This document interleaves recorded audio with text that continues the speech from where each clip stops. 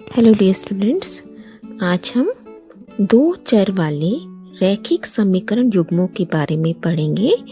Pair of linear equations in two variables और उनकी संगतता और असंगतता के बारे में भी जांच करना सीखेंगे। Consistency and inconsistency.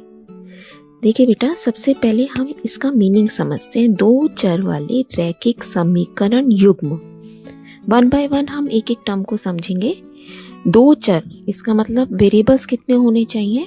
दो होने चाहिए। एक्स वाई, आपको पता ही है वेरिएबल जिनकी वैल्यू फिक्स नहीं होती। तो उन यहाँ पे हम कितने वेरिएबल्स को लेके चलेंगे? दो। जैसे यहाँ एग्जाम्पल में एक्स और वाई वेरिएबल्स हैं। रैखिक, रैखिक का क्या मतलब होता है? या लीनियर, जिनकी घात एक होती है ना। तो यहाँ पे सब इनकी वेरिएबल्स की पावर एक रहेगी। समीकरण, समीकरण मतलब उसके दो साइड्स हैं, left hand side and equal to right hand side. युग्म, युग्म किससे कहते हैं बेटा? पेयर को, मतलब दो है वो जोड़े में लेके चलेंगे। ये इक्वेशंस हम जोड़े में लेके चलेंगे।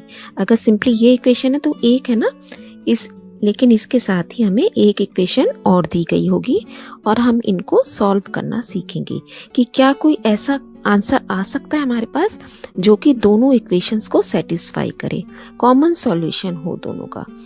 तो इसकी स्टैंडर्ड फॉर्म क्या होती है? a1x, x का जो कोफिशिएंट है उसे हमने a1 बोला, प्लस b1y, y के कोफिशिएंट को b1 प्लस कांस्टेंट टर्म जो है that is c1 equal to 0।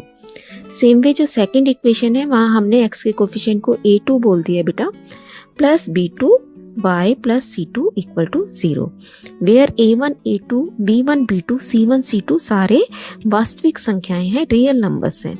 मतलब दे कैन बी रैशनल और इररेशनल। ये जो इनके गुणांक हैं, कोफिशिएंट हैं, ये सब रियल नंबर्स हैं।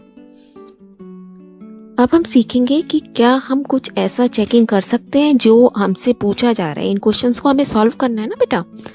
तो हम ग्राफिकल सीख चुके हैं इन क्वेश्चंस को सॉल्व करना। तो अब हम ऐसा करेंगे, सीखना चाहते हैं हम कि क्या बिना क्वेश्चन को आगे प्रोसीड किए हम ऐसी चेकिंग कर सकते हैं कि हमें पता चल जाए कि इन इक्वेशंस का आंसर निकलेगा या नहीं निकलेगा।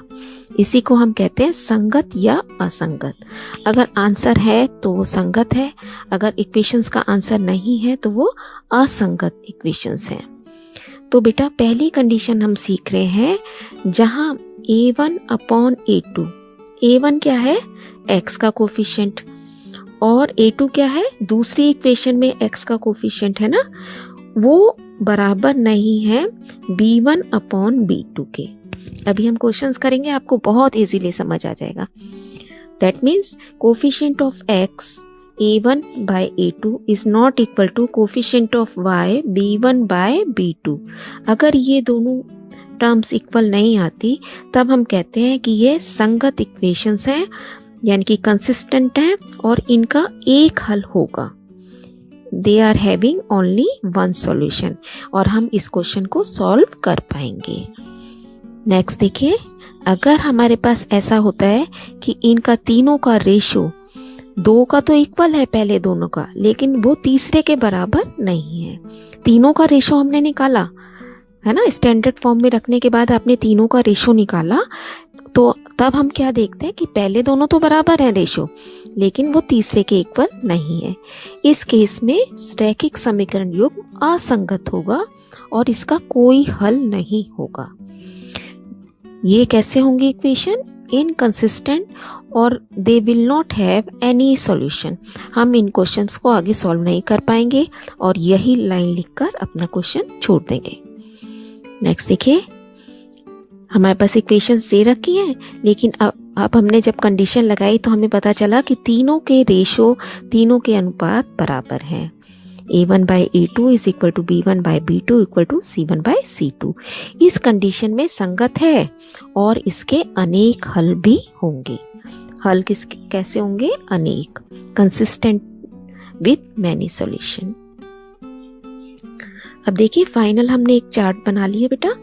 पहली कंडीशन में क्या था? संगत है, एक हल निकल रहा है ना इसमें जब दोनों बराबर नहीं है तो। और जब हम इसका ग्राफ बनाएंगे तो वो एक पॉइंट पे कटेगा। देखिए यहाँ पे एक सॉल्यूशन है, एक पॉइंट पे कटेगा। यहाँ पे देखिए कट रहा है ना, ये this is the solution. Second case हमने किया था कि पहले दोनों रेशो बराबर है लेकिन तीसरा बराबर नहीं है। इस केस में असंगत था और कोई हल नहीं था। तो जब हम इसका ग्राफ बनाना चाहेंगे तो हमें पैरेलल लाइंस मिलेंगी। कैसे लाइंस मिलेंगी? पैरेलल। हम यहाँ पे लिख भी सकते हैं। यहाँ पे हमें कैसे मिली है? प्रतिच्छेदी रेखाएं। यहाँ हमें लाइंस कैसी मिली है? प्रतिच्छेदी। आप पूरा लिख लेंगे। या इंटरसेक्टिंग लाइंस है ना, इंटरसेक्टिंग। सेकंड केस में हमें कैसी मिली है? पैरेलल लाइंस मिली है। और क्योंकि पैरेलल लाइंस कभी आपस में मिलती नहीं है, समांतर हैं ये। और थर्ड केस ऐसा है जबकि तीनों रेशो इक्वल थे, है ना बेटा, तीनों रेशो इक्वल है और अनेक हल होते हैं। तो अनेक हल में ग्राफ कैसा बनता है? आप दोनों इक्वेशंस का ग्राफ बनाएंगे और आप देखेंगे कि दोनों एक ही लाइन के ऊपर दूसरी लाइन का भी ग्राफ बन रहा है। दोनों एक दूसरे को ढक लेंगे।